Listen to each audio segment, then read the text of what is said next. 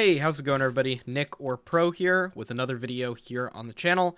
And this is not Call of Duty in front of you. This is PlayerUnknown's BattleGrounds. This is the game, well, I would say the second game that started it all for Battle Royale. The first game being H1Z1, and once this game broke into the mainstream, it was kind of all over from there.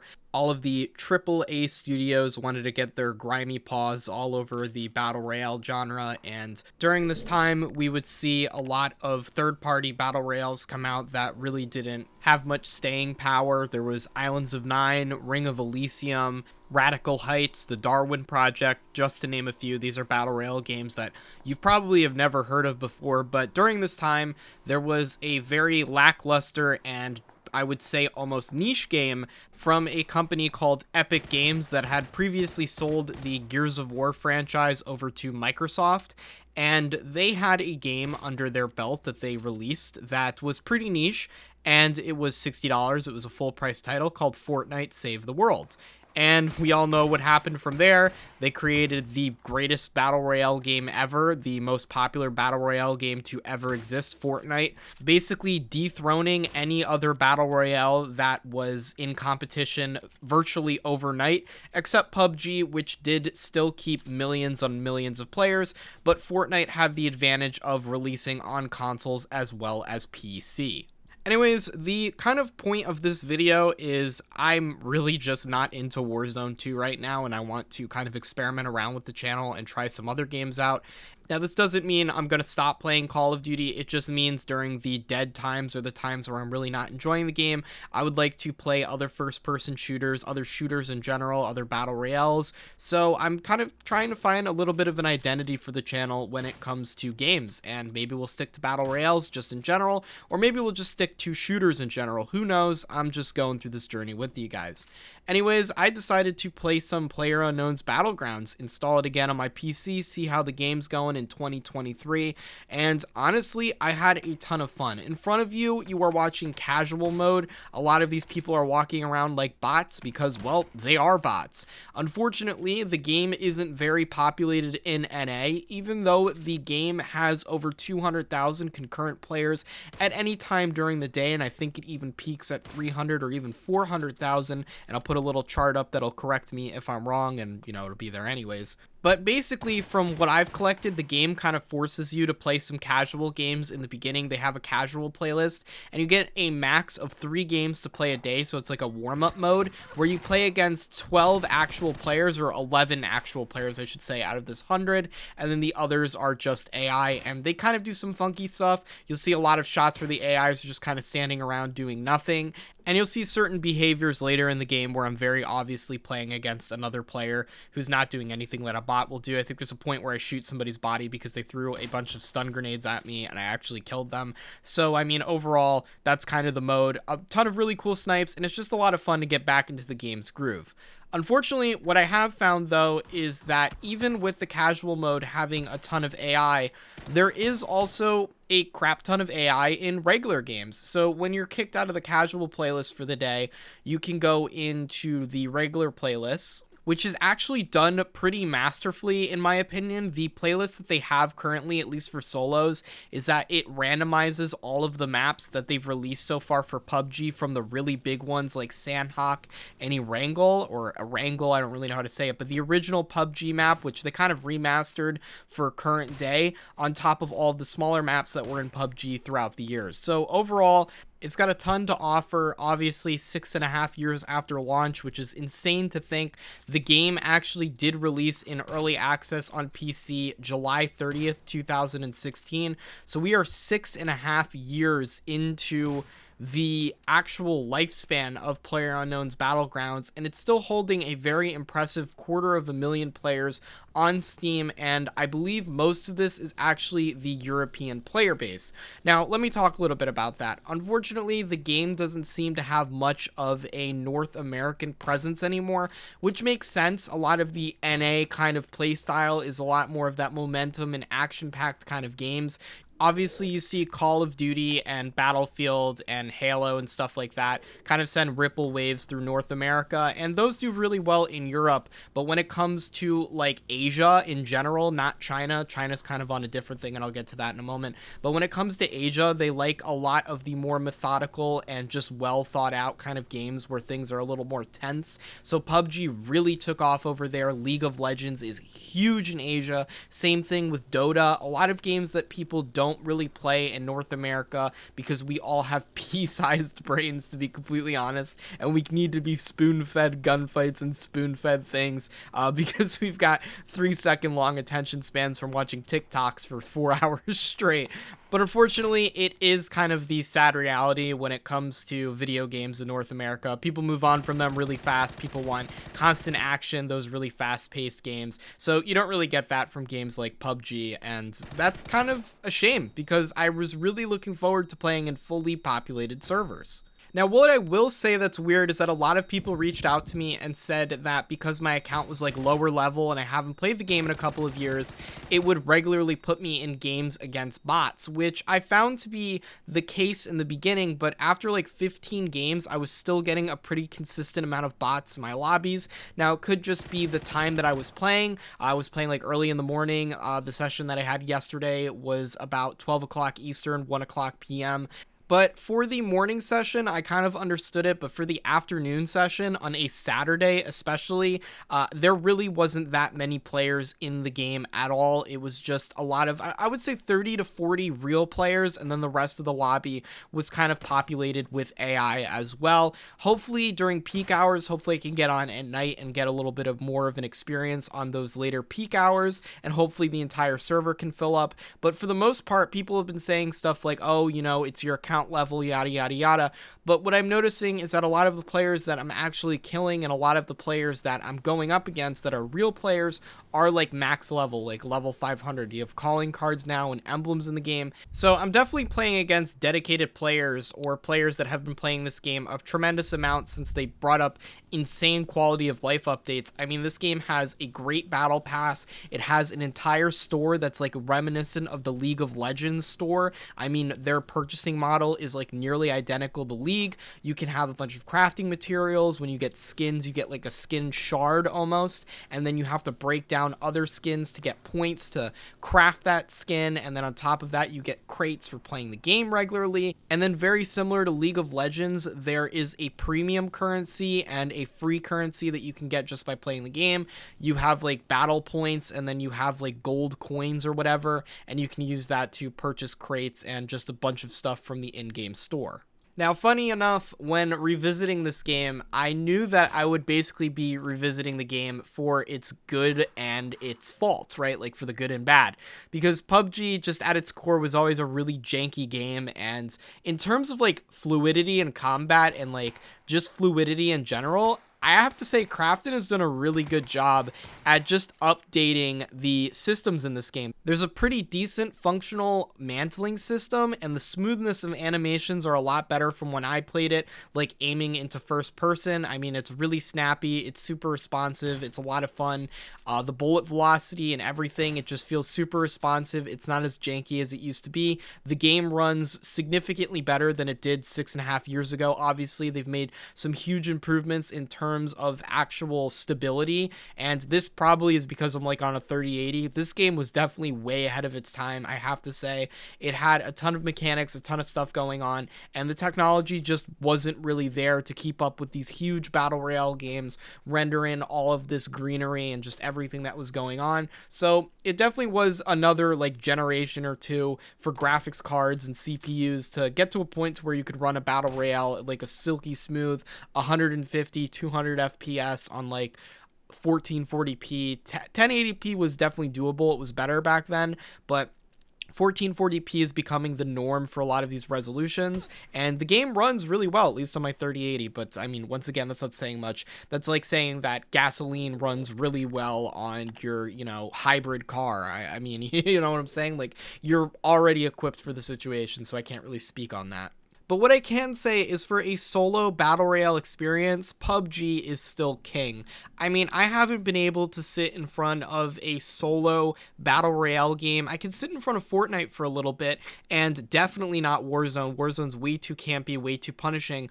And while most of the lobby is bots because of the actual population issue, that does leave a ton of fun to have actually in this Battle Royale. I think that PUBG, as I remember it, was significantly more campy, and solos were always really campy, but with the way that they've updated the game and just, you know, the fact that half of the lobby is bots, it plays a lot better. And I don't know if that's up to the circle system. It seems that the circles are much more aggressive in the game now. You spawn in and the first circle is like a quarter of the map, so it's a really, really small circle when you actually first get into the game, so it's forcing people to get really close to each other and up close and personal. But one thing that I've noticed, like, compared to when I used to play the game, is two things. One, players in the distance are really easy to see. They stick out like a sore thumb. When somebody's jumping, they are very obvious. They're in the distance. You can see them sprinting through an open field. It is very easy to see them. Now, that might be because I'm on a 1440p, like 24-inch monitor.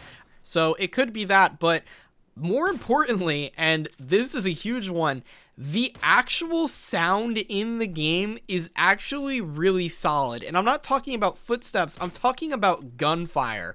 When somebody shoots their gun, you definitely know where those shots are coming from. You can pinpoint very easily where somebody is shooting from, and the game has really, really good muzzle flash effects. So if somebody's shooting in the middle of a field with a ton of shrubbery, you will see their muzzle flash stick out like a sore thumb, and you'll know exactly where they are. So muzzle flash, in terms of the audio of the game, the suppressor makes things a lot more vague, so the suppressor is really, really powerful, but it comes at the trade-off of that muzzle flash, right? You're still going to have a ridiculous amount of muzzle flash. So for the most part, I have to say PUBG's done a really good job at making you see players a lot easier. On top of that, they've also added in a ton of new equipment that I was just really surprised to see in the game. On top of weapons, which is something you just expect in a Battle Royale, PUBG being the like bare bones kind of milsim Battle Royale game, I wasn't expecting to see things like mortars on the ground, and I even picked up a level 2 backpack that was called a radar jammer, and I actually had to pull up my Steam overlay mid-game to look up and see what the heck it does, and apparently it's a level 2 backpack that also functions as a way to make you immune to the gas. So the game wiki said that it lasts for 100 seconds, but I think it scales with the circles because I wasn't really in the gas until, or the zone in this one, until like zone 5 or 4, whatever it was, and it was doing a lot of kind of time to the little bar at the bottom of the screen. It gives you like a blue bar underneath my health bar that you guys can see, and that slowly ticks down as you're in the gas, but you don't take any damage, which is like the number one issue with PUBG, was also that you were sitting in the gas, and there's a ton of gas campers, and that was a huge issue in PUBG. But what I've noticed is that there's a ton of vehicles, maybe a ton more than there was when the game first launched, so if you want to get into a vehicle, it's not really that hard to find one. There was also like bicycles on the ground too, so they were very obviously trying to give players an ability to get around the map with something other than your feet. So there's all this good stuff for the game, but I thought I'd just bring this up because, as I said before, you got the games for its positives and its negatives, and it kind of brought me back to a memory that I had locked up from a long time ago, back when I played these games, H1Z1 and PUBG. And that is the problem with Chinese players playing on a server that they don't belong in. Simple as that.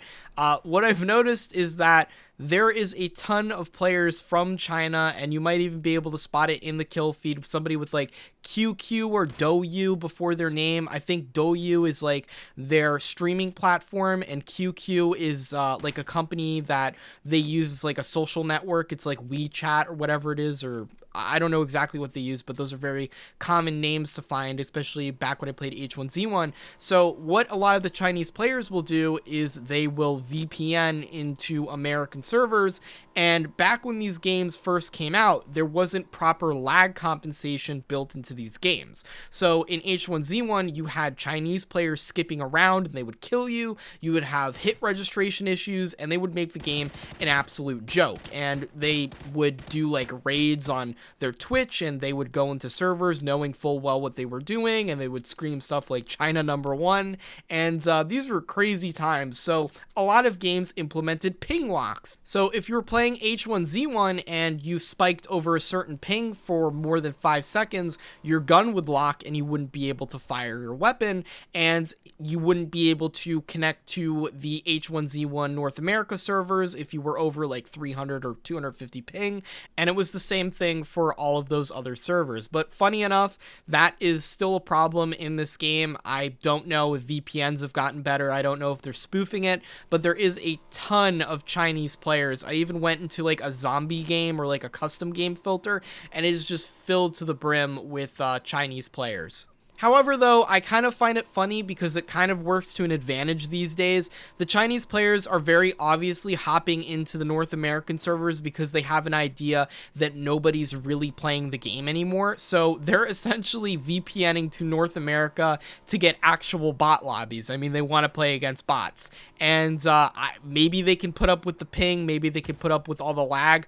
From my perspective, when I'm shooting at a lot of these players that aren't supposed to be in these servers, there isn't much of an issue. They've probably smoothed out a lot of the lag issues and have probably given more of an advantage to the people with better ping, which is the easy solution to all of this, is that if you have better ping, then you just should have an advantage automatically, especially when it's a huge discrepancy. I'm not talking between like 50 to 150 ping. I'm talking if you're a 50 ping player and you're playing against somebody on 400 ping, who very clearly isn't, playing the game in their region, and they're doing something a little bit messy to get into the game. But really, at this point, it kind of just leads me to wonder to myself, what happened to video games, to Battle Royale games? What happened to PUBG? How did it get to this point in North America where the game is essentially dead? And I don't mean dead as in like you can't find full games. You could definitely find full games during peak hours. I mean, I'm reading all over the subreddits and stuff. People say play during peak hours. And I'm sure if I play at night, I'll find some full games. But it's nowhere near its old former glory days. You used to be able to find matches at any time of the day. People would always be going off in proximity chat. It was really good fun. And now it's kind of just a shell of that. But it has all of the quality of life adjustments and content that we could have ever wanted when PUBG was in its prime. And it's really kind of sad to see the game like this. It's sad to be in a situation where there are a ton of other Battle Royale games that are overshadowing this. And when it comes to going back to the basics, I think that PUBG is the perfect Battle Royale game for that. It's a good, grounded Battle Royale game. And while it has some of those business practices that we've seen across the industry, of course, it's got microtransactions, emotes, dances, crates, crafting, all that crap. The core gunplay, the core game is still a lot of fun. Is it clunky? Yes, to an extent. The gunplay is not perfect, but it's fun, it's grounded, and to be completely honest, this is what I'm talking about when I said I'm tired of Warzone 2. It seems like, and after playing this, it really does seem like this is what Warzone 2 wanted. And that just kind of leaves me to this like weird identity crisis with a lot of these AAA games. And it's just, why?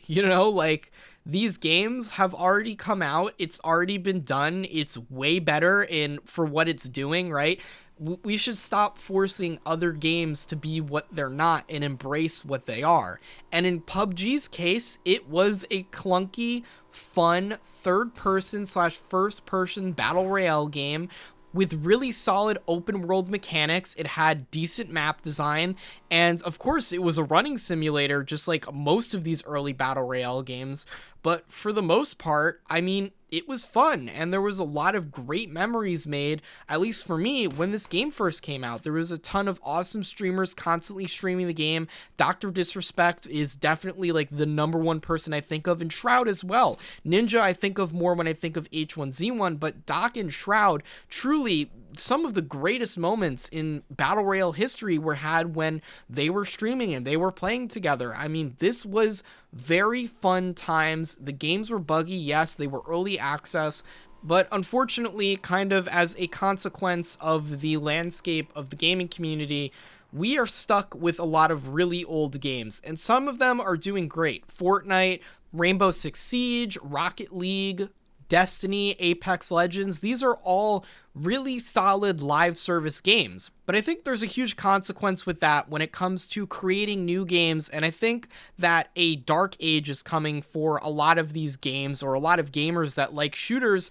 because these games are just getting old. The core of the games are all still the same, and after a while, you're going to get tired of the same formula. There's only so many different coats of paint you could possibly put on a singular idea, and I think that's where the games industry is headed right now. I think publishers just don't know when to let go of some of these live service games. Nobody wants to take risks, and that kind of leaves us with a lot of games that are subpar, to say the least. But back on track to PUBG, that could be a video idea for another day. I'm just kind of shooting the bull here. PUBG in 2023, it's just a lot of fun still. And if you want to play the game every now and then, you could feel free to jump into casual and just shoot a bunch of bots. The nostalgia trip is here. It's definitely worth a reinstall if you played it back when the game first came out. 2016 to 2019 was just an awesome time to be playing PlayerUnknown's BattleGrounds, and I definitely miss it. And going back has just filled me up with nostalgia, especially driving around Erangel, which was the first map. There was so many areas of the map where I would just walk by them and I would have a memory of a play or something that happened in that area when I was grinding the game out. And that was really special to me. I think if there's one thing that PUBG has over all of the other live service games and all of the other Battle Royale games, is that there was a lot of really cool memories that you made during the downtime with your friends in PUBG, because PUBG had a ton of downtime between all of the tense moments, but just driving past a landmark or driving past a certain building, it just filled me up with a ton of happiness and a ton of really, really good memories. So, yeah, guys, with that being said, this is PUBG in 2023. Let me know what you think about these kinds of videos, these kinds of, relaxed commentaries. I didn't have a script or anything. I'm just chilling, relaxing, sitting behind a mic, and talking about some games. So, yeah, with that being said, don't forget to hit the like button and subscribe if you guys haven't already for more here on the channel. If you're new, I normally cover Call of Duty, but hey, if you stick around, maybe I could do a lot more of this. So, yeah, I'll see you in the next one.